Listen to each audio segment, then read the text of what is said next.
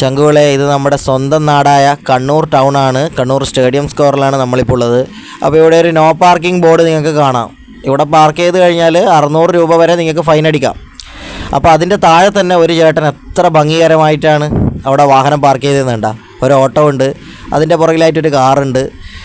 No parking board വെച്ചതിൻ്റെ അവിടെ തന്നെ ഒരുപാട് ആൾക്കാർ പാർക്ക് ചെയ്തിട്ടുണ്ട്. നമ്മളിപ്പോൾ ഇവിടെ ഒരു ചായ കുടിക്കാൻ വന്നതാണ്. ഇപ്പോൾ ഇവിടെ പരസ്യം പതിക്കരുതെന്ന് പറഞ്ഞൊരു ബോർഡുണ്ട്.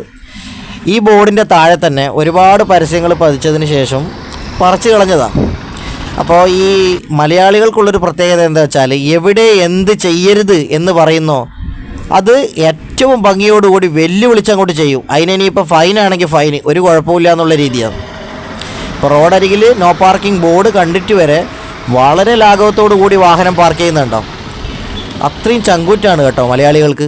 മലയാളികളുടെ ഈ ചങ്കൂറ്റം വേറെ ഒരു ഭാഷക്കാർക്കും കിട്ടില്ല, സത്യം പറയാം. ഫൈനാണെങ്കിൽ ഫൈന്, ഓക്കെ.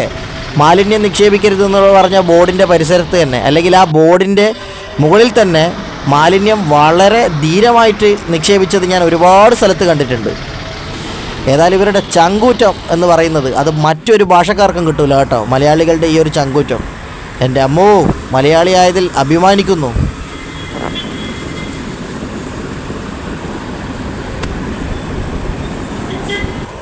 കാര്യം പറഞ്ഞിട്ട് ഇപ്പൊ ചായ അങ്ങോട്ട് നടത്തിട്ടുണ്ടാവണ്ട.